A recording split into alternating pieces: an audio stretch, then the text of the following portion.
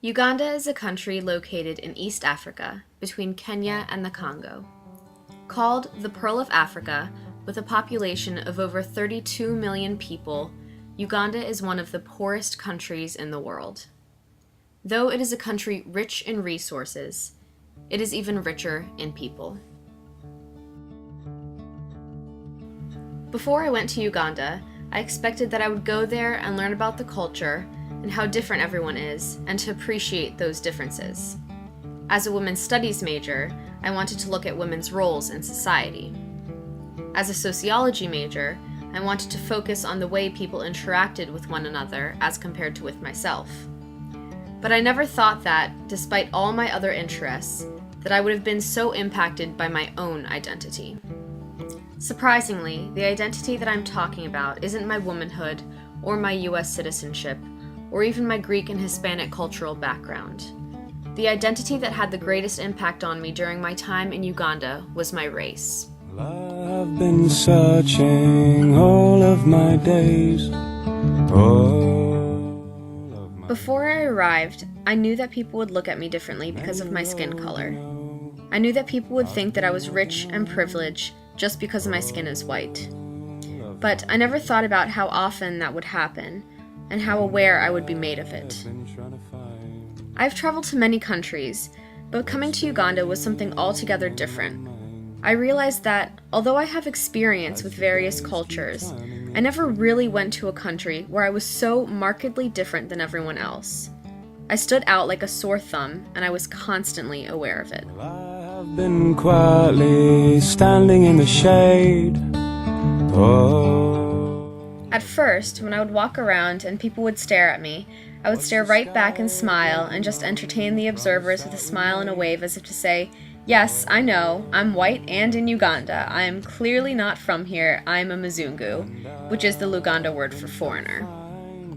But, after a while, when I got used to being there, when I was tired from working and wanted to sleep in the taxi on the way back to our homestays, or take a leisurely stroll in my neighborhood, I sometimes became incredibly frustrated. When I was trying to sleep in the taxi, people would point at me through the window and yell Mzungu into the car. At those times, there was nothing I wanted more than my skin to stop reflecting the sun like a blinding white light. In one of those taxi rides, I came to a realization that being a minority, being judged by the color of your skin, was incredibly exhausting. I became conscious of the fact that people everywhere, especially in the United States, have to deal with this judgment on a constant basis. Now, the people in Uganda were more curious than anything. I knew they were not being malicious towards me by calling me Mzungu. But I also knew that they had certain preconceived notions about me that were not necessarily true. First of all, I do not identify as white. Though my skin is pale, I am Hispanic and Greek. I am a first-generation American with deep roots in both Greece and Uruguay. My family lived in a poor village in Greece until they immigrated to the US. We still have the house there, which I have visited almost every summer since I was 9 years old.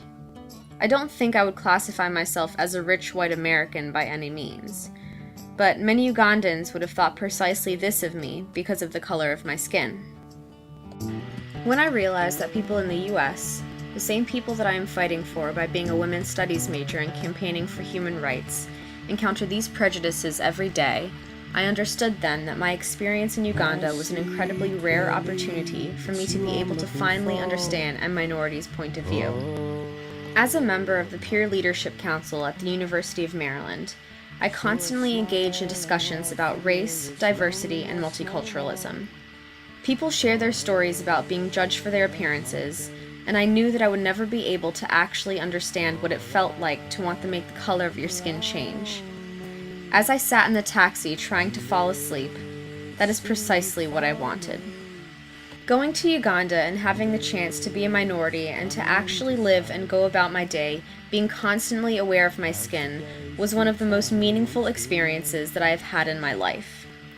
In the future, when I work for a nonprofit organization fighting for human rights and racial and gender equality, I can proudly say that I do know what it feels like. And as uncomfortable as it was at times, it was an experience I wouldn't change for the world. Even though I went to Uganda expecting to learn about other people, which I did, I ended up leaving having learned much more about myself and how I relate to the world. My experience in Uganda put my own identity into perspective and allowed me to grow as a person able to relate to more people than just those that look like me.